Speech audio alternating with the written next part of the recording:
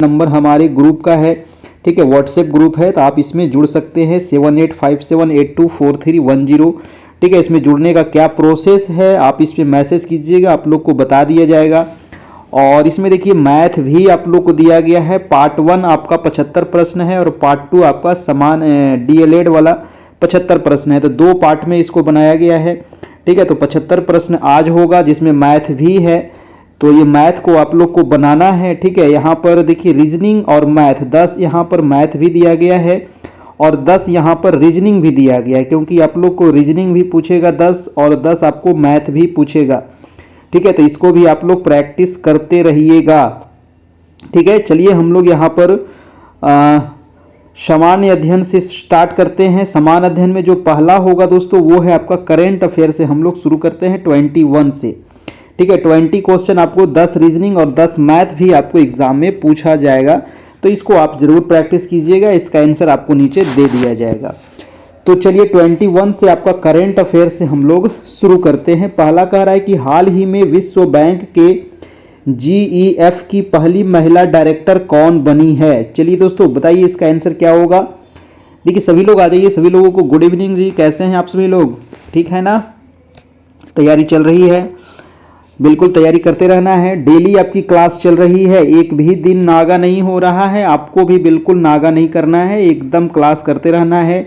Channel को subscribe जरूर कर लेना है, अपने दोस्तों को शेयर कर देना है, ठीक है। चलिए जी, तो पहला का आंसर क्या होगा, विश्व बैंक के जीईएफ की पहली महिला डायरेक्टर कौन बनी है।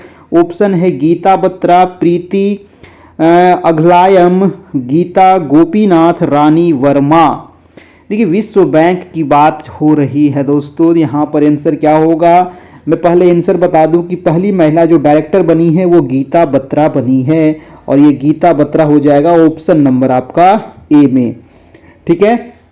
अगर आपसे कहे दोस्तों कि विश्व बैंक का मुख्यालय कहाँ है, पता है, विश्व बैंक का मुख्यालय है वाशिंगटन डीसी में, और ये कहाँ पड़ता है, तो यूएसए में पड़ता है। विश्व बैंक के वर्तमान में अध्यक्ष कौन है, ये सारे सवाल आपके एग्जाम में पूछे जाएंगे, क्योंकि 10 सवाल आपके करेंट अफेयर से भी रहेंगे, तो करेंट अफेयर भी आपको पढ़ना बहुत जरूरी है ना। और करेंट अफेयर पिछले 1 साल का आप लोग जरूर पढ़ते रहिएगा, है ना, क्योंकि पिछले 1 साल का ही एग्जाम में पूछा जाता है। अगर जून में एग्जाम होती है तो जून 2023 से जून 2024 तक का करेंट अफेयर आपको पता होना चाहिए, और उसी में से आपको 10 सवाल लगभग आपको पूछेगा एग्जाम में, ठीक है। वर्तमान में अगर कहे विश्व बैंक के अध्यक्ष कौन है, तो ये भारतीय मूल के दोस्तों अजय बंगा, क्या नाम है इनका, अजय बंगा, है ना। तो नोट भी कर लेना है, अगर नहीं याद है तो अजय बंगा अभी वर्तमान में इसके अध्यक्ष हैं, ठीक है। चलिए जी अगला प्रश्न है आपका प्रश्न नंबर 22 नंबर कि हाल ही में मंदिरों पर टैक्स लगाने वाला पहला राज्य। वेरी इंपॉर्टेंट दोस्तों, जी हाँ, आजकल मंदिर पर भी टैक्स लग रहा है ना, पढ़ाई पर तो लग ही रहा है, मंदिर पर भी टैक्स लग गया। और वो पहला राज्य कौन है जो मंदिर पर टैक्स लगाया है दोस्तों, वो पहला राज्य है आपका कर्नाटक। जी हाँ, वो आंसर हो जाएगा आपका कर्नाटक। कर्नाटक भारत का पहला राज्य बन गया है जो मंदिर पर भी टैक्स लगा दिया है। वहां की विधानसभा के द्वारा दोस्तों ये बिल पास किया गया है। अगर आप इसके बारे में थोड़ा सा और डिटेल से अगर बता दूं तो कर्नाटक में, है ना, किसी भी मंदिर की आय, है ना, इनकम, है ना, अगर 1 करोड़ रुपया है, ठीक है, अगर इनकम उसका कितना है, 1 करोड़ रुपया है, तो उसको 10% टैक्स देना होगा। जी हाँ, 10% टैक्स देना होगा। और अगर मंदिर की आय 1 करोड़ से कम और 10 लाख से अधिक होगा तो उसको 5% टैक्स देना होगा, ये आपको याद रखना है, ठीक है। अगर 1 करोड़ से ज्यादा है, ठीक है, 1 करोड़ रुपया है या 1 करोड़ से ज्यादा है तो इसको 10% टैक्स देना है। अगर 1 करोड़ से कम है और 10 लाख से अधिक है तो इसको 5% टैक्स देना है, ठीक है। ये बिल पास हो गया है विधानसभा से, कर्नाटक विधानसभा से, ठीक है। अगला प्रश्न है आपका 23 नंबर कि किस खिलाड़ी को time athlete of the year 2023 के लिए चुना गया है। देखिए time athlete of the year 2023 के लिए किसको चुना गया है दोस्तों? तो ये जो खिलाड़ी हैं ये आपके फुटबॉल खिलाड़ी हैं। ठीक है, ये कौन खिलाड़ी हैं? फुटबॉल खिलाड़ी हैं। इनका नाम है लियोनेस मेसी, है ना, लियोनेस मेसी ये है दोस्तों। आपका ऑप्शन नंबर ए हो जाएगा, ध्यान रखना है। और लियोनेस मेसी जो है ना, इन्हीं को सर्वश्रेष्ठ फीफा पुरुष खिलाड़ी भी चुना गया है 2023 में। तो ये भी सवाल आपको याद रखना है कि फीफा विश्व कप जो होता है ना, फीफा वर्ल्ड कप, तो फीफा पुरुष खिलाड़ी का, है ना, इसको भी ताज प्राप्त हुआ है दोस्तों। सर्वश्रेष्ठ फीफा पुरुष खिलाड़ी का ताज किसको मिला है? तो लियोनेस मेसी को ही मिला है। ये भी आप ध्यान में रखना है। और एथलीट ऑफ द ईयर 2023 भी किसको मिला है? तो लियोनेस मेसी को मिला है। अगला प्रश्न है आपका 24 नंबर। प्रश्न कह रहा है कि भारतीय वन्यजीव संस्थान द्वारा जारी हिम तेंदुआ गणना रिपोर्ट 2024 के अनुसार भारत में हिम तेंदुए की संख्या कितनी है? देखिए, हिम तेंदुआ नाम ही है इसका दोस्तों, हिम तेंदुआ। तो ये कहाँ पे पाया जाएगा? यानी कि हिम मतलब क्या होता है? बर्फ, और तेंदुआ तो आप जानते ही हैं, तो ये बर्फीले क्षेत्र में पाए जाएंगे हिम तेंदुआ। भारत में कह रहा है कि इसकी संख्या कितनी है? तो इसकी संख्या वर्तमान में 718 इसकी संख्या है। ठीक है, 718 इसकी संख्या है वर्तमान में। अगर आपसे पूछे दोस्तों कि सर्वाधिक हिम तेंदुओं की संख्या कहाँ है, तो क्या जवाब होगा? सर्वाधिक अगर कहे कि हिम तेंदुओं की संख्या कहाँ है, तो वो हो जाएगा दोस्तों आपका कहाँ? लद्दाख। जी हाँ, लद्दाख में सर्वाधिक हिम तेंदुआ है, और यहाँ पर अभी 477 हिम तेंदुआ है। अगर आपसे कहे कि सबसे कम हिम तेंदुआ कहाँ है, तो वो हो जाएगा जम्मू एंड कश्मीर में सबसे कम हिम तेंदुआ अभी वहाँ पर गणना हुआ है, मात्र 9 हिम तेंदुआ है। अगर आपसे कहे दोस्तों कि हिम तेंदुआ परियोजना कब लॉन्च किया गया है, तो हिम तेंदुआ परियोजना 2009 ईस्वी में लॉन्च किया गया है। ये भी आपको याद रखना पड़ेगा। अगर आपसे कहे कि भारत का पहला हिम तेंदुआ संरक्षण केंद्र किस राज्य में विकसित किया गया है, तो वो हो जाएगा उत्तराखंड। ठीक है, उत्तराखंड हो जाएगा भारत का पहला हिम तेंदुआ संरक्षण केंद्र। अगर आपसे पूछे कि हेमिस राष्ट्रीय उद्यान कहाँ है, हेमिस राष्ट्रीय उद्यान है दोस्तों आपका लद्दाख में। और हेमिस राष्ट्रीय उद्यान किस लिए प्रसिद्ध है? तो हिम तेंदुआ के लिए प्रसिद्ध है ना। अगर आपसे सवाल पूछे कि वो कौन सा राज्य है जिसका हिम तेंदुआ राजकीय पशु है, तो वो हो जाएगा आपका हिमाचल प्रदेश। जी हाँ, हिमाचल प्रदेश राज्य का राजकीय पशु क्या है? तो वो हिम तेंदुआ ही है। ये आपको याद रखना है। ठीक है, तो हिम तेंदुआ से आपको बहुत सारा सवाल आपको बता दिए हैं, याद रखना है। अगला प्रश्न है आपका 25 नंबर कि बिहार बिजनेस कनेक्ट 2023 विश्व सम्मेलन में कुल कितनी राशि के निवेश को लेकर MOU पर हस्ताक्षर किए गए? बताइए दोस्तों, बिहार बिजनेस कनेक्ट, है ना, बिहार में बिजनेस को बढ़ाने के लिए दोस्तों एक सम्मेलन हुआ था, है ना, उसका नाम पड़ा बिहार बिजनेस कनेक्ट 2023। और कह रहा है कि इसमें कितना निवेश, है ना, कितनी राशि बिहार में निवेश करने को लेकर के इस पर हस्ताक्षर किए गए। तो इस पर जो हस्ताक्षर किए गए वो 50,530 करोड़ की राशि निवेश करने के लिए। और आपका आंसर हो जाएगा ऑप्शन नंबर सी नंबर। देखिए, बिहार में निवेश करने के लिए बिहार बिजनेस कनेक्ट 2023 जो संपन्न हुआ, ये कहाँ संपन्न हुआ? तो बिहार की राजधानी पटना में ये संपन्न हुआ। ये आपको ध्यान रखना है। इसमें कौन कौन सी कंपनियां इसमें दोस्तों अपना पैसा लगाने के लिए आगे आई? तो इसमें टोटल 124 कंपनी दोस्तों पैसा लगाने के लिए आगे आई बिहार में, मतलब निवेश करने के लिए। और निवेश करने के लिए कौन कौन जो मेन था, अडानी ग्रुप भी इसमें आया है। ठीक है, अडानी का तो नाम जानते होंगे ना। तो अडानी समूह भी इसमें बिहार में निवेश करने के लिए कितना रुपया निवेश करेगा? अडानी 87, है ना, 8700 करोड़ रुपए का निवेश करेगा अडानी समूह। ठीक है, तो ये आपको ध्यान में रखना पड़ेगा।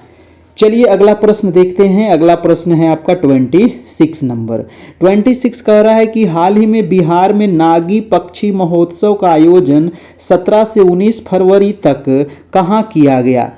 देखिए दोस्तों, नागी पक्षी महोत्सव है ना, नागी पक्षी महोत्सव होता है और ये महोत्सव कहाँ होता है तो जमुई डिस्ट्रिक्ट में होता है। कहाँ होता है, जमुई में होता है। और ऑप्शन हो जाएगा हमारा ए नंबर। ये कब हुआ था तो ये 17 से 19 फरवरी के बीच हुआ था। देखिए नागी क्या है, देखिए मैं इसके बारे में थोड़ा सा डिटेल से अगर बता दूं तो नागी नकटी ना, नागी नकटी आप नाम सुने हैं, नागी नकटी, नागी नकटी। तो नागी नकटी दोस्तों एक पक्षी विहार है। ठीक है, नागी नकटी क्या है, एक पक्षी विहार है। और ये पक्षी विहार किस जिले में है तो ये जमुई जिले में है। यहाँ पर प्रत्येक साल एक पक्षी महोत्सव होता है ना, तो वही आपको यहाँ से पूछ रहा है। ठीक है, आपसे ये भी क्वेश्चन कई बार पूछा गया है एग्जाम में कि नागी नकटी पक्षी विहार कहाँ है तो जमुई में है, आपको याद रखना है। अगर आपसे पूछे कि ओढ़नी डैम कहाँ है ना, आपको अगर पूछे ओढ़नी डैम कहाँ है दोस्तों, आपको पता है कि ओढ़नी डैम कहाँ है, ये पड़ता है आपको बांका डिस्ट्रिक्ट में है ना। ओढ़नी डैम कहाँ है, बांका में है। बरैला झील कहाँ है, अगर आपसे पूछे कि बरैला, क्योंकि बिहार से तो क्वेश्चन पूछेगा ना, बरैला झील कहाँ है तो बरैला झील पड़ता है वैशाली डिस्ट्रिक्ट में। ठीक है, बरैला झील कहाँ है, वैशाली में है, याद रखना है ना। अगला प्रश्न चलते हैं। प्रश्न नंबर है आपका 27 नंबर की भारत के किस राज्य को 38वें राष्ट्रीय खेल 2024 की मेजबानी की जिम्मेदारी दी गई है। भारत के वो कौन सा राज्य है जिसको 38वें राष्ट्रीय खेल 2024 की मेजबानी की जिम्मेदारी दी गई है, तो वो राज्य कौन होगा, जल्दी से बताना है आपको। इसका आंसर क्या होगा, देखिए इसका आंसर हो जाएगा आपका आंसर नंबर उत्तराखंड। जी हाँ, उत्तराखंड राज्य को दोस्तों ये मेजबानी दिया गया है 38वीं राष्ट्रीय खेल 2024 का, है ना। इसका आंसर क्या हो जाएगा, उत्तराखंड। ठीक है, चलिए अगर आपसे पूछे कि 38वीं को तो उत्तराखंड मिला है लेकिन 37वीं को किसको मिला था आयोजन, है ना। 37वीं जो राष्ट्रीय खेल 2023 में हुआ था, ये कहाँ आयोजन हुआ था तो 37वीं, एक मिनट मैं 38 लिख दिया हूँ, 37वीं कहाँ हुआ था दोस्तों, 37वीं हुआ था गोवा में, याद रखना है। 37वीं गोवा में हुआ और 38वीं होगा उत्तराखंड में 2024 में। अगला प्रश्न है आपका प्रश्न नंबर 28 नंबर। 28 कह रहा है कि प्रसिद्ध, एक मिनट, हाँ 28 कह रहा है दोस्तों आपका कि 2023 में PETA India person of the year award किसने जीता है। देखिए पेटा इंडिया के द्वारा, है ना, पेटा क्या होता है इसके बारे में भी मैं आप लोग को बताऊंगा कि पेटा आखिर क्या है। Person of the year award किसे चुना गया, पहले आपको ये याद रखना है कि 2023 में PETA India person of the year award किसे चुना गया है, तो वो आपको प्रसिद्ध फिल्म अभिनेत्री का नाम पता होगा और उसका नाम है दिया मिर्जा। जी हाँ, दिया मिर्जा जो है दोस्तों, इन्हीं को चुना गया है 2023 का PETA India person of the year award दिया गया है। ठीक है, अब आप थोड़ा सा जान ले कि आखिर पेटा क्या होता है। पेटा जो है ना एक PETA, है ना, पेटा क्या है तो पेटा दोस्तों एक संगठन है और ये संगठन किस चीज की है तो पशुओं को अधिकार दिलाने के लिए। अब जैसे हमारा भी तो अधिकार है बहुत सारा, लेकिन पशु का भी तो कुछ अधिकार है ना। तो पशु के अधिकार के लिए लड़ने वाला एक अमेरिकी संगठन है ना, जिसको नाम दिया गया है पेटा। और पेटा की स्थापना कब हुई है तो 1980 में है, 1980 में हुई है पेटा की स्थापना। ठीक है, तो पेटा जो है दोस्तों ये अमेरिकी संगठन है, ठीक ना, जो एक पशुओं के लिए बनाया गया है कि पशु के साथ अगर किसी प्रकार का छेड़छाड़ होता है ना, पशु के साथ अगर गलत व्यवहार होता है तो उसके लिए ये पेटा स्थापना की गई है 1980 में। ठीक है, अगर तो 2023 वाला किसको दिया गया है, दिया मिर्जा को दिया गया है। अगर आपसे पूछे 2022 वाला पेटा किसको दिया गया है तो 2022 का पेटा इंडिया की ओर से सोनाक्षी सिन्हा को दिया गया था, है ना। 2022 में PETA person of the year award किसे चुना गया था पेटा इंडिया का, तो सोनाक्षी सिन्हा को, और 2023 वाला दिया मिर्जा को। 24 वाला का भी घोषणा नहीं हुआ है। अगला प्रश्न है आपका 29 नंबर कि किस लेखक को उनकी पुस्तक प्रॉफेट सॉन्ग के लिए बुकर पुरस्कार 2023 से सम्मानित किया गया है। जी हाँ, प्रॉफेट सॉन्ग के लिए दोस्तों बुकर पुरस्कार दिया गया है ना। वो कौन से लेखक हैं ये आपको बताना है, ठीक है। तो ये जो लेखक है ना, ये आयरिश लेखक हैं और ये पॉल लिंच को उनकी किताब प्रॉफेट सॉन्ग के लिए बुकर पुरस्कार 2023 से इसको सम्मानित किया गया है। पॉल लिंच को, आपका ऑप्शन हो जाएगा ऑप्शन नंबर बी हो जाएगा, बुकर पुरस्कार दिया गया है। एक तो आपको पूछेगा दोस्तों कि ये जो बुकर पुरस्कार किस क्षेत्र में दिया जाता है, तो आपको याद होना चाहिए बुक किससे संबंधित है, साहित्य से, है ना। तो ये साहित्य के क्षेत्र में दिया जाता है बुकर पुरस्कार, ध्यान रखना है, ठीक है।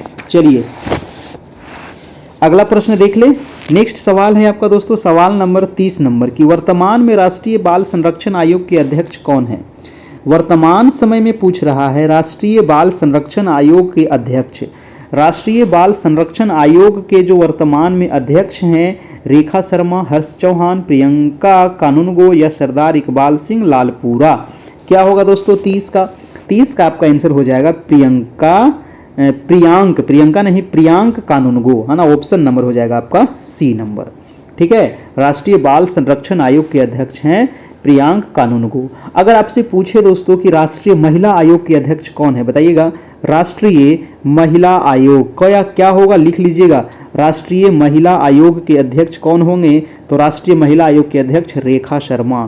क्या नाम है, रेखा शर्मा इनका नाम है, ध्यान रखना है। अगर आपसे कहे कि पिछड़ा वर्ग आयोग के अध्यक्ष हंसराज गंगाराम अहीर। राष्ट्रीय अनुसूचित जाति आयोग हर्ष चौहान, ठीक है, ध्यान रखिएगा। अगला प्रश्न है प्रश्न नंबर आपका 31 नंबर कि निम्नलिखित में से कौन सा गुरुत्वाकर्षण का उदाहरण नहीं है। चलिए तो 10 सवाल था यहाँ दोस्तों करेंट अफेयर का आपका, है ना। 21 से लेकर के 30 तक आपका करेंट अफेयर था। इसके बाद यहाँ पर अब साइंस के प्रश्न है। साइंस से आपको 20 सवाल एग्जाम में पूछा जाएगा, ठीक है। तो ये 20 सवाल चलिए हम लोग साइंस का देख लेते हैं।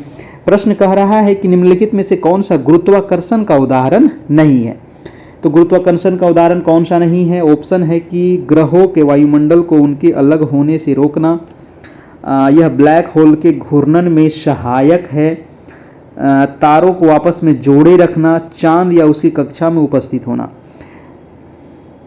कौन सा नहीं पूछ रहा है दोस्तों, क्या होगा यहां पर बताइएगा जल्दी से। देखिए, ग्रहों के वायुमंडल को उनके अलग होने से रोकना, ये तो गुरुत्वाकर्षण का उदाहरण है। ब्लैक होल के घूर्णन में सहायक, ये नहीं है। तारों को आपस में जोड़े रखना, ये भी है। चांद का उसकी कक्षा में स्थित होना, ये भी है।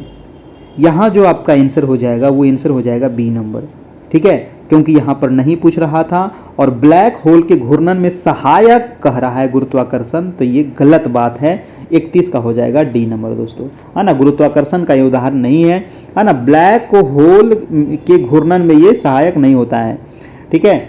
चलिए नेक्स्ट प्रश्न है आपका प्रश्न नंबर 32 नंबर। 32 नंबर कह रहा है कि एक यात्री जो है चलती रेलगाड़ी में 5 रुपये का सिक्का उछालता है, ठीक है। यदि सिक्का उसके पीछे है तो रेलगाड़ी क्या होगा, बताइए।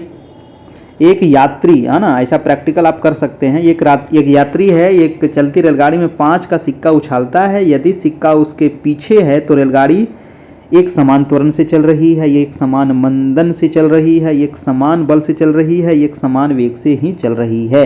32 का आंसर क्या होगा दोस्तों, 32 का आपका आंसर हो जाएगा एक समान त्वरण से चल रही है। आपका आंसर नंबर ए हो जाएगा, ठीक है। आंसर नंबर क्या हो जाएगा, ए हो जाएगा। अगला प्रश्न है आपका प्रश्न नंबर 33 नंबर। कह रहा है कि विद्युत वाहक बल व्यक्त करता है। विद्युत वाहक बल क्या व्यक्त करता है, एक बल, इकाई आवेश की ऊर्जा या कार्य। विद्युत वाहक बल क्या व्यक्त करता है, आपका आंसर क्या होगा, जल्दी से बताना है। 33 का आंसर हो जाएगा इकाई आवेश की ऊर्जा, है ना। इकाई आवेश की ऊर्जा व्यक्त करता है, ऑप्शन नंबर बी हो जाएगा दोस्तों। नेक्स्ट प्रश्न है आपका 34 की आवेग की विमा वही होती है जो दाब की होती है या कोणीय संवेग की होती है या कार्य की होती है या रेखीय संवेग की होती है। तो आवेग की विमा क्या होती है? आवेग की विमा वही होती है दोस्तों जो रेखीय संवेग की होती है, और रेखीय संवेग आपका ऑप्शन नंबर डी में है। डी हमारा आंसर हो जाएगा। नेक्स्ट प्रश्न है आपका 35 नंबर। 35 कह रहा है कि एक फ्यूज तार कैसा होना चाहिए। जी हाँ, एक फ्यूज का तार जो है वो कैसा होना चाहिए? चालक और निम्न गलनांक वाला, चालक और उच्च गलनांक वाला, उच्च रोधी और उच्च गलनांक वाला, उच्च रोधी और निम्न गलनांक वाला। ठीक है, तो क्या होगा इसका आंसर? इसका आंसर हो जाएगा उच्च रोधी और निम्न गलनांक वाला दोस्तों फ्यूज का तार होता है ना, याद रखिएगा। ठीक है, उच्च रोधी और निम्न गलनांक वाला। अगला प्रश्न है आपका 36 नंबर कि खाने का नमक। जी हाँ, खाने वाला नमक हम लोग जो खाते हैं है ना, उसका रासायनिक सूत्र होता है NaCl। ये किससे बना होता है? ठीक है, तो खाने वाला जो नमक किससे बना होता है ये बताना है आपको। एक मजबूत अम्ल और एक मजबूत क्षार से, या एक कमजोर अम्ल या एक कमजोर क्षार से, एक कमजोर अम्ल एक मजबूत क्षार से, एक मजबूत अम्ल और एक कमजोर क्षार से, है ना। तो इसका आंसर क्या होगा जल्दी से बताइएगा। देखिए, एक खाने वाला जो नमक है एक मजबूत अम्ल और मजबूत क्षार अभिक्रिया से बनता है, यानी कि आपका जो आंसर हो जाएगा ऑप्शन नंबर ए हो जाएगा दोस्तों। ठीक है, ऑप्शन नंबर क्या हो जाएगा? ए हो जाएगा आपका ऑप्शन नंबर। ठीक है, ए हो जाएगा आपका, यानी कि एक मजबूत अम्ल और एक मजबूत क्षार से ये बना होता है। नेक्स्ट प्रश्न है आपका 37 कि वह पदार्थ जो गैंग के साथ अभिक्रिया कर गलनीय द्रव्य बनाता है वो क्या कहलाता है? वह पदार्थ जो गैंग के साथ अभिक्रिया कर गलनीय द्रव्य बनाता है उसको क्या कहते हैं? तो उसको कहा जाता है दोस्तों गालक, है ना। गलनीय द्रव्य बनाएगा तो उसको गालक कहेंगे। ऑप्शन नंबर आपका ए हो जाएगा। नेक्स्ट प्रश्न है आपका 38 नंबर। 38 कह रहा है कि मोललता मोललिटी की इकाई क्या होती है? बताइएगा, इसकी इकाई क्या होती है मोललता की? तो मोल प्रति केजी, यानी कि ऑप्शन नंबर आपका सी हो जाएगा, बिल्कुल सही। ठीक है, सी नंबर आपका आंसर हो जाएगा। मोललता किसको कहते हैं दोस्तों? तो किसी विलयन के 1 केजी में घुले विलेय के मोल में मान को ही मोललता कहा जाता है। अगला प्रश्न है आपका 38 नंबर की प्रश्न कह रहा है सम इलेक्ट्रॉनिक स्पीसीज क्या होगा? बताइएगा, सम इलेक्ट्रॉनिक स्पीसीज कौन है ये बताना है। तो सम इलेक्ट्रॉनिक स्पीसीज यहाँ पर हो जाएगा दोस्तों आंसर नंबर F-O-2, यानी कि ऑप्शन नंबर ए हो जाएगा। ठीक है, ऑप्शन नंबर यहाँ से ए वाला हो जाएगा।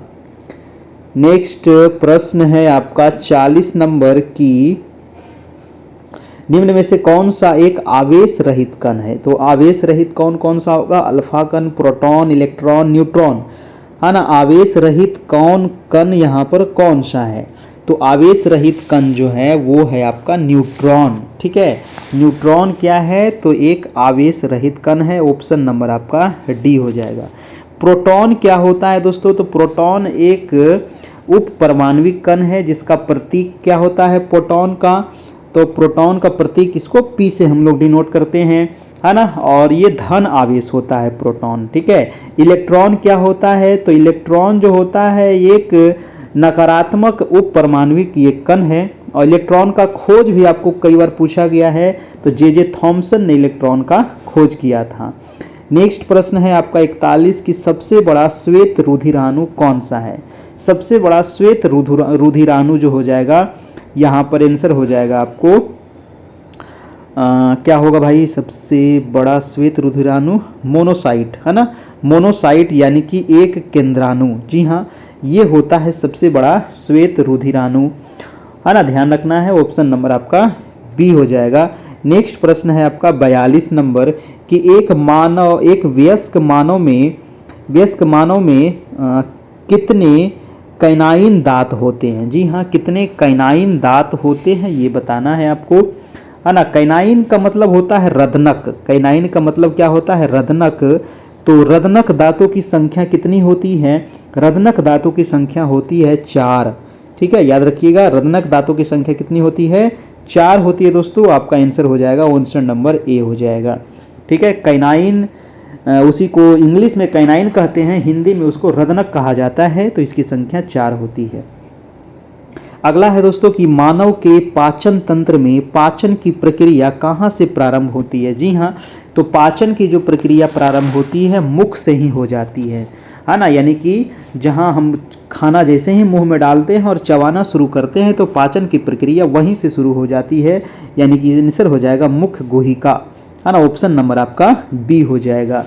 ठीक है, चलिए, और पाचन तंत्र के समय दोस्तों ये 5 अवस्थाओं से गुजरता है आपका, है ना। सबसे पहले ये अंतर्ग्रहण के पास जाता है, उसके बाद पाचन होता है, फिर अवशोषण होता है, फिर स्वांगीकरण होता है, फिर मल परित्याग होता है। ठीक है, तो 5 प्रक्रिया से हम जो खाते हैं वो गुजरता है। अगला प्रश्न है आपका 44 नंबर। 44 कह रहा है कि कौन सी ग्रंथि केवल यौवन तक सक्रिय रहती है? बताइए दोस्तों, वो कौन सी ग्रंथि है वो केवल यौवन तक सक्रिय रहती है? बायोलॉजी का लगभग 10 सवाल आपको एग्जाम में पूछेगा। बायोलॉजी से सवाल ज़्यादा पूछता है, 10 सवाल लगभग बायोलॉजी से रहेगा और 5 सवाल फिजिक्स से और 5 सवाल आपका केमिस्ट्री से रहेगा। ठीक है, यही सिलेबस लगभग एग्जाम में पूछता है बीपीएससी, और यही सिलेबस आप लोग को दिया गया है। तो प्रश्न है कि कौन सी ग्रंथि केवल यौवन तक ही सक्रिय रहता है? तो आपका आंसर हो जाएगा थाइमस ग्रंथि। ठीक है, थाइमस ग्रंथि जो है ये सिर्फ यौवन तक रहता है दोस्तों, वृद्धावस्था में ये लुप्त हो जाता है। ठीक है, चलिए, अगला प्रश्न है आपका 45 नंबर की सेरेब्रम पाल्सी एक मस्तिष्क संबंधी विकार है जो सामान्यतः पाया जाता है। तो सेरेब्रम पैल्सी दोस्तों कहाँ पर पाया जाता है? ये पाया जाता है आपको छोटे बच्चों में, है ना। ये सामान्यतः छोटे बच्चों में पाया जाता है और ये मस्तिष्क संबंधी विकार होता है। ठीक है, मस्तिष्क संबंधी विकार होता है। अगला प्रश्न है आपका प्रश्न नंबर 46 नंबर कि वर्षा अम्ल, जी हाँ, प्रश्न कह रहा है कि वर्षा का पीएच मान कितना होता है? जी हाँ दोस्तों, पीएच मान आपको पूछ रहा है अम्ल वर्षा, है ना। तो अम्ल वर्षा का पीएच मान क्या होता है? तो अम्ल वर्षा का पीएच मान आपको याद रखना है 5.5। जी हाँ, कितना होता है दोस्तों? 5.5 होता है अम्ल वर्षा का पीएच मान, ये आपको याद रखना पड़ेगा। अगला प्रश्न है आपका 47 नंबर कि अंटार्कटिका में ओजोन परत का सर्वाधिक विनाश किस माह में होता है? बहुत बढ़िया प्रश्न है ना। तो अंटार्कटिका में जो ओजोन परत है तो उसका सर्वाधिक विनाश जो हो रहा है वो किस महीने में होता है, ये सवाल है। तो दिसंबर, जनवरी, अक्टूबर, नवंबर, सितंबर, अक्टूबर, अगस्त और सितंबर। तो ये सबसे अधिक जो विनाश होता है दोस्तों वो होता है सितंबर तथा अक्टूबर में। याद रखिएगा, सितंबर तथा अक्टूबर के माह में सबसे ज़्यादा प्रभाव पड़ता है ओजोन लेयर को, और ओजोन लेयर को प्रभाव होने की वजह से ही दोस्तों बहुत सारी बीमारियां फैल रही है।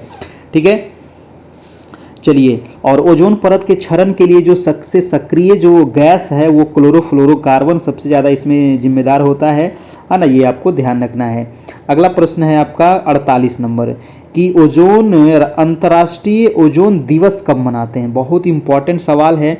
अंतर्राष्ट्रीय ओजोन दिवस कब मनाया जाता है? कई बार एग्जाम में पूछा गया है। अंतर्राष्ट्रीय ओजोन दिवस ये मनाया जाता है आपको 16 सितंबर को। कब मनाते हैं? 16 सितंबर को। प्रत्येक 16 सितंबर को ओजोन दिवस मनाया जाता है। ठीक है, याद रखिएगा। और इसके अलावा देखिए कुछ और जैसे दिवस पूछा जाता है, आप याद रखना है। जैसे 29 जुलाई को क्या मनाया जाता है दोस्तों? 29 जुलाई को मनाते हैं अंतर्राष्ट्रीय बाघ दिवस। 3 मार्च को क्या मनाते हैं? लिख लीजिएगा, 3 मार्च को मनाते हैं विश्व वन्य जीव दिवस। 22 मई को क्या मनाते हैं? तो 22 मई को मनाया जाता है अंतर्राष्ट्रीय जैव विविधता दिवस। 12 मई को क्या मनाते हैं? तो विश्व प्रवासी पक्षी दिवस। 23 मार्च को क्या मनाते हैं? तो विश्व मौसम दिवस मनाते हैं। ये आपको याद रखना है। 22 अप्रैल को क्या मनाते हैं? तो पृथ्वी दिवस मनाते हैं, है ना। ये काफ़ी इंपॉर्टेंट दिवस है और एक दिवस आपको एग्जाम में जरूर पूछेगा। मनुष्य में कितने जोड़ी स्पाइनल तंत्रिकाएं होती है? बताइए, मनुष्य में कितने जोड़ी स्पाइनल तंत्रिकाएं होती है? 26, 31, 33, 30। 49 का हो जाएगा दोस्तों 31 जोड़ी, है ना। कितनी जोड़ी? 31 जोड़ी दोस्तों आपका स्पाइनल तंत्रिकाएं पाई जाती हैं, याद रखना है। अगला प्रश्न है और साइंस का ये लास्ट सवाल है, उसके बाद हम लोग यहाँ पर सोशल साइंस देखेंगे। कौन सा अंग वसा को तोड़कर कोलेस्ट्रॉल बना देता है दोस्तों? बताइएगा, वसा कौन सा वो अंग है जो वसा को तोड़कर कोलेस्ट्रॉल बना देता है ना। क्या होगा? 50 का 50 का हो जाएगा, वो हो जाएगा आपका यकृत, है ना। यकृत जो है ये वसा को तोड़कर ये कोलेस्ट्रॉल बना देता है। ठीक है, चलिए अब हम लोग देखते हैं यहाँ पर सोशल साइंस के सवाल का। पहला प्रश्न है सोशल साइंस का कि बिहार में 1781 के विद्रोह के बारे में कौन सा कथन सही है? 1781 के कथन के बारे में बताना है दोस्तों। बिहार में 1781 में जो विद्रोह हुआ था, कौन सा कथन यहाँ पर सही है? बताइए क्या होगा। देखिए, बिहार में 1781 के विद्रोह में दोस्तों क्या क्या हुआ था, इसके बारे में आप जानिए।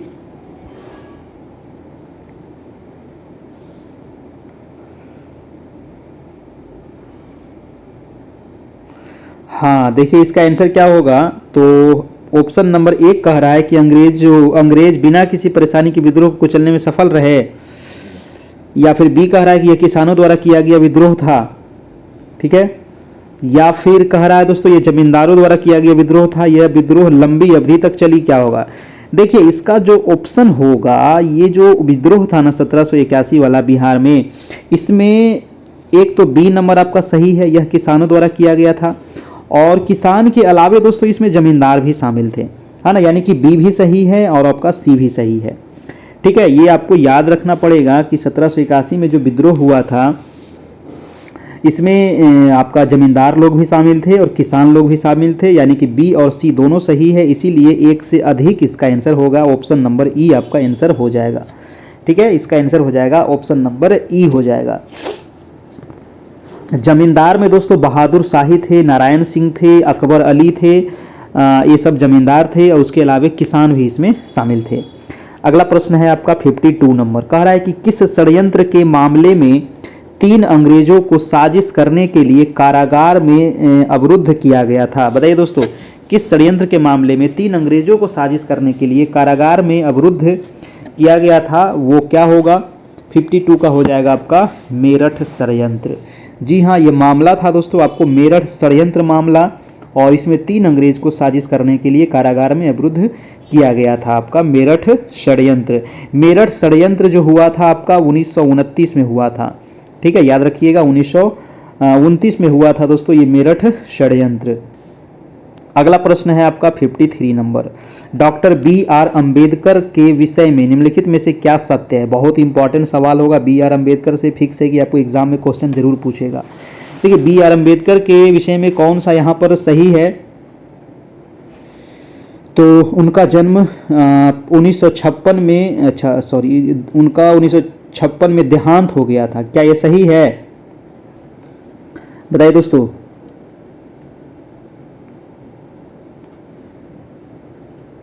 हाँ, बिल्कुल सही है। उनका जो देहांत हुआ था वो 1956 में हुआ था, और इनका जो जन्म हुआ था वो 1891 में हुआ था, है ना। जन्म कब हुआ था? 1891 में हुआ था। उन्होंने बहिष्कृत हितकारिणी सभा की स्थापना की थी। क्या ये सही है? बहिष्कृत हितकारिणी सभा की स्थापना किए थे, तो ये भी ठीक होगा आपका। उन्होंने मूक नायक का प्रकाशन किया। उनका जन्म 1891 में हुआ था। देखिए आपका ये भी सही है दोस्तों, 1891 में, है ना। ये भी सही है और ये भी सही है, यानी कि यहाँ पर भी आंसर क्या हो जाएगा? एक से अधिक यहाँ पर सही है।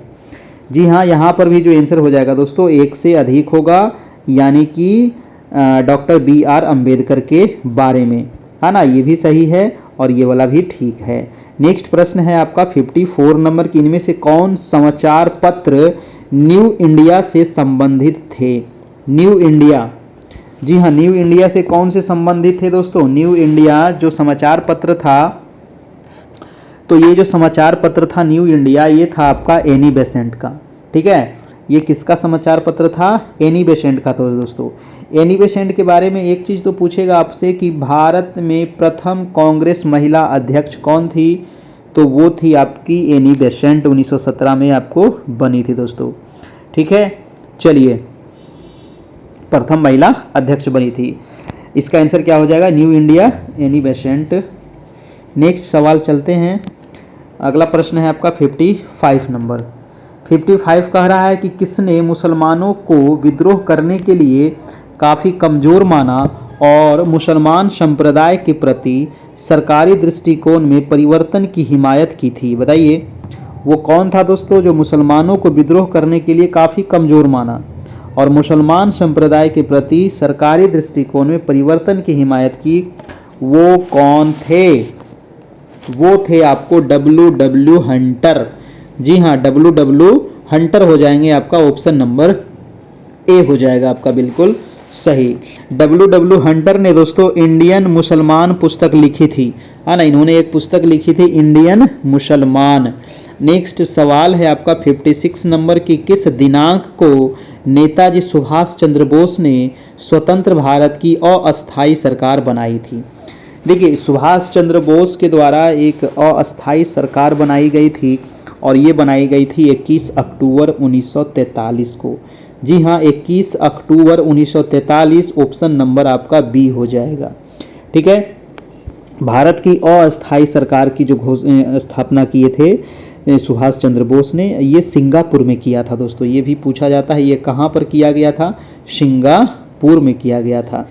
ठीक ना, चलिए अगला प्रश्न देखते हैं। प्रश्न नंबर है आपका 57 नंबर। 57 कह रहा है दोस्तों कि जालियांवाला बाग हत्याकांड किस दिनांक को हुआ था? बहुत इंपॉर्टेंट है और एकदम सब लोग को याद है जालियांवाला बाग हत्याकांड। जालियांवाला बाग हत्याकांड हुआ था आपको 13 अप्रैल, ठीक है, 1919 को।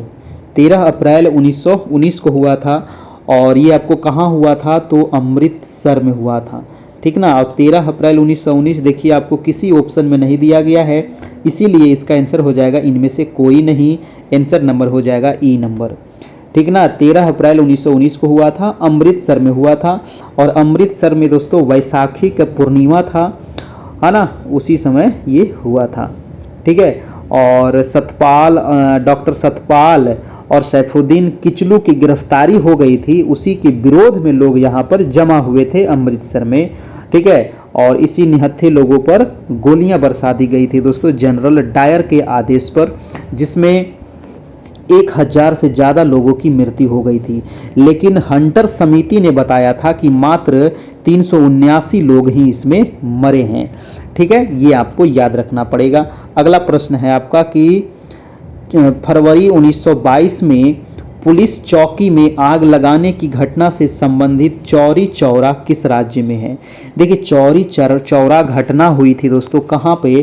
तो ये हुई थी दोस्तों आपको उत्तर प्रदेश के आपका गोरखपुर में, है ना, उत्तर प्रदेश के गोरखपुर में ये घटना हुई थी, चौरी चौरा कांड। और इसी के कारण दोस्तों, है ना, ये घटना कब हुई थी? पूरा डेट आप याद रखिएगा, 5 फरवरी। ठीक है, 5 फरवरी 1922 को हुई थी चौरी चौरा घटना।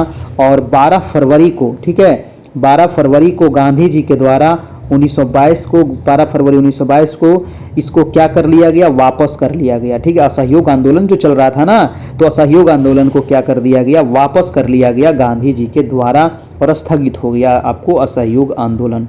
किस लिए स्थगित हुआ? तो चौरी चौरा कांड हो गया। कहाँ हुआ? तो गोरखपुर में हुआ। गोरखपुर कहाँ है? तो उत्तर प्रदेश में है, याद रखना है दोस्तों। ठीक है, और देखिए इसमें बहुत सारा चीज हुआ था। ये जो क्या कांड हुआ था, कांड में क्या हुआ था? तो ये जो पुलिस जो थाना था ना, तो थानवे में लोग आग लगा दिए और 22 पुलिसकर्मी जल करके भस्म हो गए। ठीक है, तो 22 पुलिसकर्मियों उसमें जला दिया गया दोस्तों, और उसमें एक SI भी थे, वो भी उसमें जल करके मतलब मर गए। इसके वजह से आहत होकर के ही गांधी जी ने वापस ले लिया था। ठीक है, तो ये आपको ध्यान रखना है। अगला प्रश्न चलते हैं हम लोग, संथाल विद्रोह के नेता कौन थे? काफी इंपॉर्टेंट विद्रोह है संथाल विद्रोह, है ना। एक तो पूछेगा कि संथाल विद्रोह कब हुआ था? तो 1855-56 में हुआ था संथाल विद्रोह। और इसके नेता कौन थे? तो सिद्धू और कान्हू। जी हाँ, सिद्धू और कान्हू दोस्तों इसके नेता थे, दोनों भाई थे, है ना, दोनों क्या थे? दोनों भाई थे और ये नेता थे आपको संथाल विद्रोह का। सिंधु और कान्हू, ये हुआ कब था? तो 1855-56 में ये विद्रोह हुआ था। आपको याद रखना है, ये झारखंड में मेन रूप से ये विद्रोह आपका चला था। नेक्स्ट प्रश्न चलते हैं, आपका प्रश्न नंबर 60 है कि प्रसिद्ध गांधी इरविन समझौता किस वर्ष हुआ था? देखिए, गांधी इरविन समझौता आप क्या करना है ना, पूरा डेट याद रखना है। ये पूरा डेट आपको है 5 मार्च 1931। 5 मार्च 1931 को हुई थी दोस्तों आपका गांधी इरविन समझौता। आंसर हो जाएगा आपका डी नंबर। ये गांधी जी के बीच में हुआ था और लॉर्ड इरविन के बीच में हुआ था, है ना। गांधी जी और लॉर्ड इरविन के बीच में हुआ था। इस समझौता के तहत गांधी जी ने क्या किए थे? सविनय अवज्ञा आंदोलन को स्थगित किया तथा द्वितीय गोलमेज सम्मेलन में भाग लेने के लिए लंदन गए थे। और द्वितीय गोलमेज सम्मेलन में क्वेश्चन पूछा जाता है कि कौन गया था दोस्तों कांग्रेस की तरफ से? तो ये महात्मा गांधी गए थे, है ना। मात्र द्वितीय गोलमेज सम्मेलन में इन्होंने भाग लिया था 1931 में आपका। ठीक है, अगला प्रश्न है आपका प्रश्न नंबर 61 नंबर है दोस्तों कि सतलुज और काली नदी। चलिए अब हम लोग ज्योग्राफी से सवाल देख लेते हैं। सतलुज और काली नदियों के बीच स्थित हिमालय के भाग को किस नाम से जाना जाता है? देखिए, काफी इंपॉर्टेंट प्रश्न है, क्या बताऊं आपको, बहुत ही इंपॉर्टेंट प्रश्न है। प्रश्न है सतलज और काली। देखिए, हिमालय जो हमें ना, हमारा जो हिमालय है दोस्तों, एक तो इसको दोस्तों आपको ऊंचाई के तौर पर इसको बांटा गया है। मैं थोड़ा सा आप लोग को बता दूं, है ना। 1 मिनट रुकिएगा, 1 मिनट में फिगर बना के दिखा देता हूं। जो हमारा हिमालय है दोस्तों, ठीक है, ये हमारा हिमालय पर्वत है। और हिमालय को दोस्तों एक तो बांटा गया है, अरे भैया इतना मोटा किसे हो गया। एक तो हिमालय को बांटा गया है ऊंचाई के आधार पर, है ना। एक बांटा गया है हिमालय को दोस्तों नदी के आधार पर, ठीक है। तो यहां पर हमसे पूछ रहा है सतलुज नदी और काली नदी। सतलुज नदी और काली नदी के बीच में जो हिमालय का भाग है उसको कहा जाता है कुमायूं हिमालय। उसको क्या कहते हैं? कुमायूं हिमालय के नाम से जानते हैं दोस्तों, है ना। सतलुज और काली के बीच में जो हिमालय है इसको आपको याद रखना होगा, कुमायूं हिमालय इसको कहते हैं, है ना। क्या कहते हैं? कुमायूं हिमालय इसको कहा जाता है। आंसर हो जाएगा हमारा, आंसर नंबर सी हो जाएगा। ठीक है, कुमायूं हिमालय का विस्तार जो है वो हिमाचल प्रदेश और उत्तराखंड राज्य में है। अगर आपसे पूछे कि ये कुमायूं हिमालय जो है इसका विस्तार किस किस राज्य में है, तो उत्तराखंड प्लस हिमाचल प्रदेश में है और ये लगभग 320 किलोमीटर में ये फैला हुआ है। कुमायूं हिमालय के अंतर्गत दोस्तों महान हिमालय, लघु हिमालय और शिवालिक के पर्वतीय आते हैं। इसमें महान भी आएगा, सबसे उत्तर वाला, बीच वाला भी आएगा और सबसे दक्षिण वाला भी आएगा, है ना। महान हिमालय, मध्य हिमालय, शिवालिक हिमालय। अगर आप पढ़े हैं हमारा एनसीईआरटी तो आप समझ में आ रहा होगा, नहीं पढ़े हैं तब तो फिर कोई बातें नहीं है, ठीक है। तो ये आपको याद रखना होगा। चलिए अगला प्रश्न देखते हैं। अगला प्रश्न है दोस्तों आपका 62 नंबर। 62 है कि निम्नलिखित में से कौन सा शीत कटिबंध में आता है? मैंने कितना अच्छे तरीके से पढ़ाया हूँ, ये सब तो 6ठा क्लास में पढ़ना है ना। 6 क्लास में ज्योग्राफी पढ़ना है। ये मान लीजिए ग्लोब है, तो ग्लोब में दोस्तों ये है आपका 0 डिग्री, 0 डिग्री से लेकर के 23.5 डिग्री, है ना। ये कितना है? 23.5 डिग्री। तो 0 से लेकर के 23.5 डिग्री वाले को क्या कहते हैं? ये वाला कौन सा भाग हो जाएगा दोस्तों? ये हो जाएगा उष्ण कटिबंध। और 23.5 से लेकर 66.5 तक के वाले भाग को क्या कहते हैं? इसको कहते हैं आपको उपोष्ण कटिबंध। और 66.5 से लेकर के ये जो 90 डिग्री है ना, इस भाग को क्या कहा जाता है? तो इसको कहते हैं दोस्तों आपको शीत कटिबंध। इसको क्या कहते हैं? शीत कटिबंध। और यही आपसे पूछ रहा है ना, यही ना पूछ रहा है शीत कटिबंध। शीत कटिबंध यही आपसे पूछ रहा है। बताइए कि शीत कटिबंध में कौन आएगा? तो अब तो काफी आसान हो जाएगा। तो 66.5 से लेकर के कहाँ तक? 66.5 से 90 तक दक्षिणी अक्षांश और 66.5 डिग्री उत्तरी अक्षांश और उत्तरी ध्रुव के बीच, ये भी ठीक है। और ये वाला भी ठीक है, क्योंकि ये वाला सिर्फ उत्तरी में थोड़ी होगा, है ना। 0 के ऊपर उत्तरी गोलार्ध, 0 के नीचे दक्षिणी गोलार्ध, है ना। तो यहाँ भी तो 66.5 डिग्री है, यहाँ भी तो 23.5 डिग्री है, यहाँ भी तो 90 डिग्री है, ठीक ना। तो नॉर्थ में भी दोस्तों यहाँ भी 90 डिग्री हो जाएगा आपका। तो नॉर्थ में भी आपका और साउथ में भी। तो ऑप्शन नंबर सी भी ठीक है, यानी कि 66.5 डिग्री उत्तरी अक्षांश से उत्तरी ध्रुव, यानी 66.5 से लेकर उत्तरी ध्रुव यानी 90 डिग्री तक, और दक्षिण में 66.5 से लेकर के 90 डिग्री दक्षिणी अक्षांश में। तो ये वाला भी सही है और ये वाला भी सही है, यानी कि इसका आंसर क्या हो जाएगा? 1 से अधिक आपका आंसर हो जाएगा, ठीक है। इसका 1 से अधिक आंसर हो जाएगा।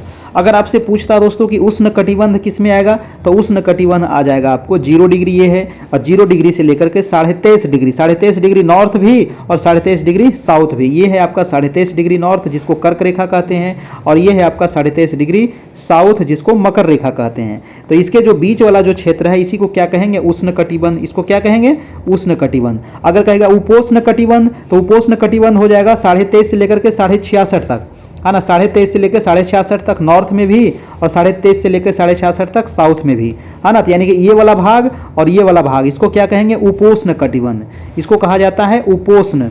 उसी प्रकार से अगर पूछे शीत कटिबंध किसको कहते हैं, तो शीत कटिबंध में क्या हो जाएगा, है ना, शीत कटिबंध में क्या हो जाएगा 66.5 से लेकर 90 डिग्री नॉर्थ और 66.5 से लेकर के 90 डिग्री साउथ, यानी कि ये वाला भाग और ये वाला भाग। ठीक है, तो ये भी शीत कटिबंध है और ये भी शीत कटिबंध है। वही सवाल तो आपको एग्जाम में पूछ रहा है अभी। ठीक है, तो ये आपको याद रखना है। अगला प्रश्न है आपका 63 नंबर, कौन सा स्थानांतरित कृषि का स्थानीय नाम है। देखिए, स्थानांतरित कृषि को ही कहते हैं दोस्तों झूम की कृषि।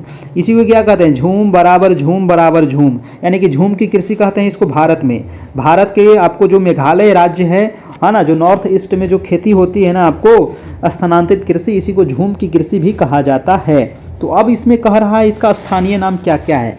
इसका स्थानीय नाम यहाँ भी जो हमारा आंसर हो जाएगा वो 1 से अधिक होगा, क्योंकि इसी को दोस्तों आपको कुमारी भी कहते हैं, है ना। स्थानांतरित कृषि क्या है, ये सबसे प्राचीन कृषि है। स्थानांतरित कृषि जो है ये विश्व की सबसे प्राचीन कृषि है। इसके अंतर्गत क्या होता है ना, स्थानांतरित कृषि में मैं इसके बारे में थोड़ा सा आपको बता दूं, तो इसमें जैसे कि पेड़ पौधे हैं, है ना, पेड़ पौधे को क्या करता है, पहले तो इसको काट दिया, काट करके क्या कर दिया भैया, इसमें आग लगा दिया, है ना। काट के क्या किया जाता है, इसमें आग लगा दिया जाता है। आग लगा दिया तो क्या हो जाएगा, जल जाएगा, और जल के क्या बचेगा, जल के बच गया ये राख, है ना, जल के राख हो गया। अब ये राख क्या होगा, पूरे मैदान में फैला देगा, खेत में फैला देगा, तो ये क्या हो जाएगा, एक उपजाऊ मिट्टी हो जाएगा यहाँ पर, है ना, एक उपजाऊ मिट्टी हो जाएगा। अब यहाँ पर दोस्तों 4 से 5 साल तक यहाँ पर खेती करेंगे वहाँ के जो आपको आदिवासी लोग होंगे, ये जंगल में ही किया जाता है। ठीक है, ये 4-5 साल यहाँ पर खेती करेंगे, फिर ये खेती क्या हो जाएगा, ये बंजर हो जाएगा, ये खेती बंजर हो जाएगा, फिर ये आदमी दूसरा जगह जाएगा, फिर यही काम वो आपका दूसरा जगह जा करके करेगा। ठीक है, तो इसी को कहा जाता है आपको स्थानांतरित कृषि, यानी कि स्थान बदल बदल कर कृषि करना, उसी को कहते हैं स्थानांतरित कृषि। इस कृषि को दोस्तों बहुत सारे जगह पर अलग अलग नामों से जाना जाता है। ठीक है, अगर इस कृषि को स्थानांतरित कृषि को आंध्र प्रदेश में इसको पेंडा कहते हैं, आंध्र प्रदेश में इसको पोडू या फिर पेंडा इसको कहा जाता है। बेवर इसको कहाँ कहते हैं, तो बेवर या दहिया, है ना, बेवर और दहिया जो दिया हुआ है, तो बेवर और दहिया इसको कहते हैं दोस्तों मध्य प्रदेश और छत्तीसगढ़ में, है ना, याद रखिएगा। कुमारी इसको कहा जाता है, कुमारी भी इसको कहा जाता है दोस्तों आपको स्थानांतरित कृषि को। तो यानी कि इसका भी आंसर क्या हो जाएगा, 1 से अधिक आपका सही है ना। इसको बहुत सारे नामों से जाना जाता है, लदांग है, झूम की कृषि है, स्थानांतरित कृषि है ना, बहुत सारे नामों से जाना जाता है दोस्तों आपको झूम की कृषि को। इसी को अमेरिका में मिल्पा कहते हैं, वेनेजुएला में कोनुको कहते हैं, ब्राजील में रोका कहते हैं, मध्य अफ्रीका में मसोले कहते हैं, इंडोनेशिया में लदांग कहते हैं, वियतनाम में इसको रे कहते हैं। ठीक है, तो स्थानांतरित कृषि का बहुत सारा नाम है। अगला प्रश्न है आपका 64 नंबर सवाल कह रहा है कि भारत में उष्णकटिबंधीय वर्षा वन कहाँ पाए जाते हैं। देखिए, उष्णकटिबंधीय वर्षा वन, इसके बारे में पढ़ाने में मजा आता है ना, ज्योग्राफी पढ़ाने में तो काफी मजा आता है। ये देखिए हमारा दोस्तों दक्षिण भारत है। दक्षिण भारत में अगर आप देखिएगा तो ये राज्य है आपका केरल, नाम है इसका उष्णकटिबंधीय वर्षा वन, है ना। इसी को कहते हैं दोस्तों सदाबहार, इसी को क्या कहते हैं, सदाबहार वन भी इसको कहा जाता है। ठीक है, इसी को कहते हैं सदाबहार वन भी, और ये केरल में पाया जाएगा, ये केरल राज्य है। केरल के अलावा हिमाचल प्रदेश, मध्य प्रदेश, कर्नाटक, यहाँ पर जो आंसर हो जाएगा 1 से अधिक। ठीक है, 1 से अधिक राज्य में आपको पाए जाते हैं दोस्तों क्या, तो ये उष्णकटिबंधीय वर्षा वन। ठीक है, उष्णकटिबंधीय वर्षा वन जो भारत में सबसे अधिक, ये पश्चिमी घाट पर्वत कर्नाटक हो जाएगा, केरल हो जाएगा, मध्य प्रदेश वगैरह में नहीं होता है ये। ठीक है, कर्नाटक हो जाएगा और केरल हो जाएगा यहाँ पर। उसके अलावा आपका अंडमान निकोबार जो द्वीप समूह है यहाँ पर होता है, और नॉर्थ ईस्ट वाले जो राज्य है ना, नॉर्थ ईस्ट में जैसे मेघालय है, आपका त्रिपुरा है, मणिपुर, मिजोरम, तो यहाँ भी आपको पाए जाते हैं ये उष्णकटिबंधीय वर्षा वन। उष्णकटिबंधीय वर्षा वन में जो बारिश, यहाँ पर जो वर्षा होती है, काफ़ी ज़्यादा वर्षा होती है, 200 सेंटीमीटर से यहाँ पर ज़्यादा बारिश होती है, 200 से 400 सेंटीमीटर यहाँ पर बारिश होती है। और एक आपसे पूछेगा दोस्तों कि उष्णकटिबंधीय वर्षा वन में कौन कौन से वृक्ष पाए जाते हैं, तो महोगनी है, यवोनी है, रोजवुड है, सिनकोना है ना, बहुत सारे हैं, आबनुस हैं। ठीक है, तो ये उष्णकटिबंधीय सदाबहार वन के आपके वृक्ष हैं। ये जो वृक्ष होते हैं काफ़ी कठोर होते हैं और काफ़ी लंबे लंबे वृक्ष होते हैं, बहुत लंबे होते हैं। और ये जो वन होते हैं ना, काफ़ी घने वन होते हैं, इतने घने होते हैं कि सूर्य का रोशनी भी दोस्तों आपको पृथ्वी तक नहीं पहुंच पाता है ना, इतने घने होते हैं। ठीक है, तो ये आपको ध्यान रखना है। अगला प्रश्न है आपका 65 नंबर की, बिहार में कौन सा थर्मल पावर प्लांट मौजूद है। बिहार में किसको नहीं पता है कि बिहार में बरौनी है।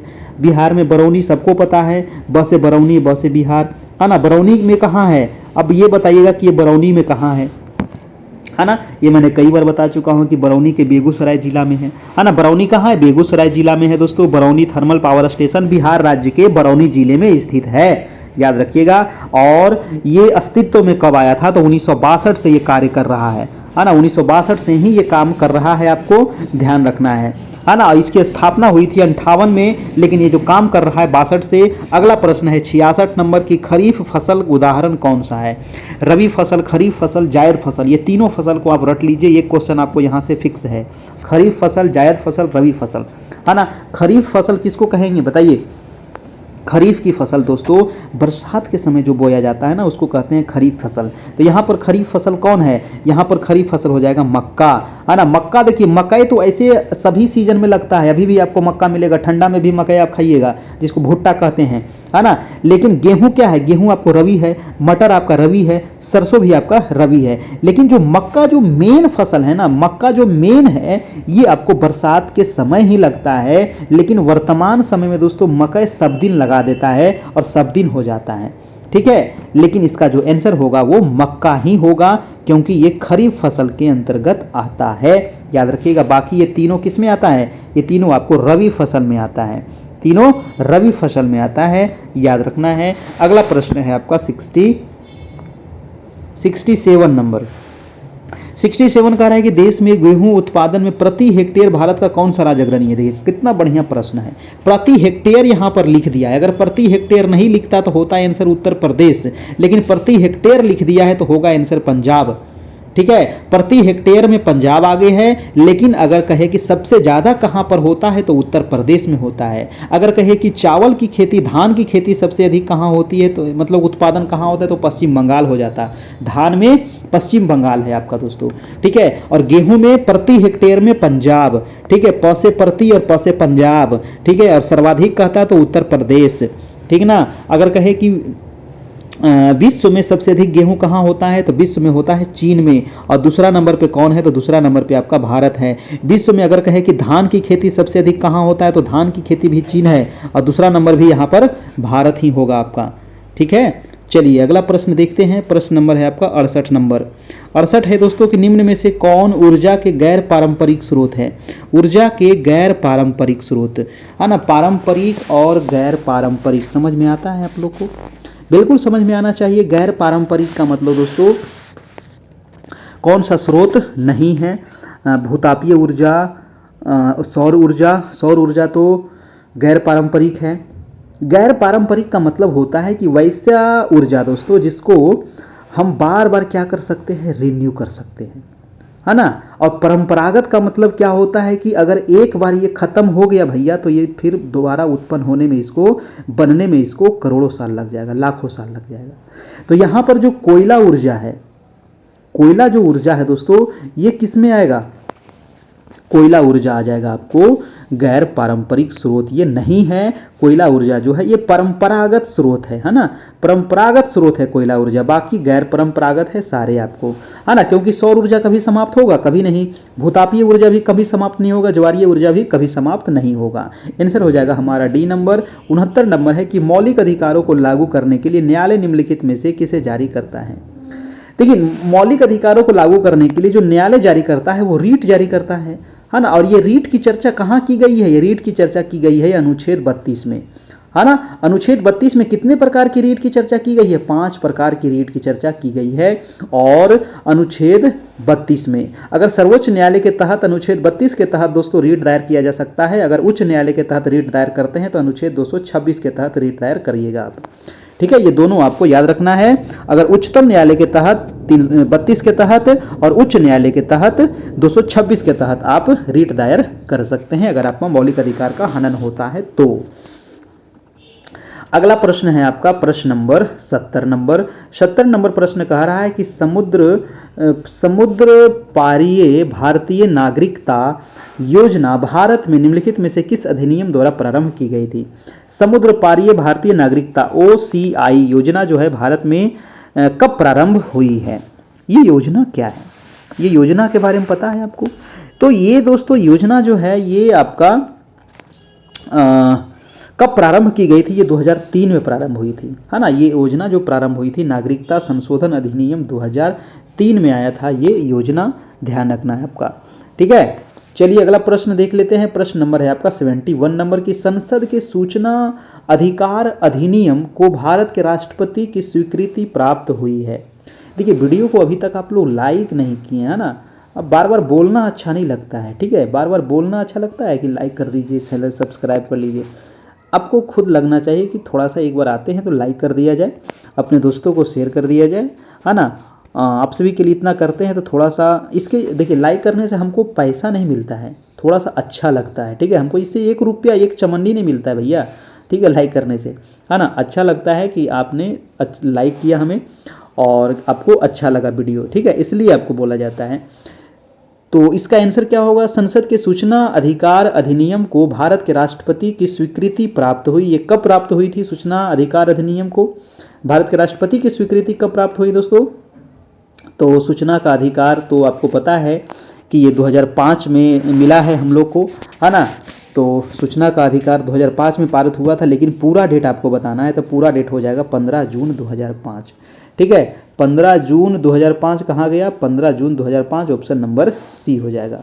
अगला प्रश्न है 72 नंबर की, निम्नलिखित में से कौन सा मूल अधिकार विदेशी नागरिकों को प्राप्त नहीं है? देखिए हमारा जो मूल अधिकार है 6 मौलिक अधिकार है दोस्तों, है ना। तो कुछ कुछ ऐसे मौलिक अधिकार हैं जो विदेशी नागरिकों को भी प्राप्त है और कुछ मौलिक अधिकार सिर्फ भारतीय को प्राप्त है। तो क्वेश्चन कह रहा है कि वो कौन से मौलिक अधिकार हैं जो सिर्फ भारतीय को है, विदेशी को नहीं है। तो 72 का आंसर हो जाएगा आपका अभिव्यक्ति स्वतंत्रता का अधिकार, है ना।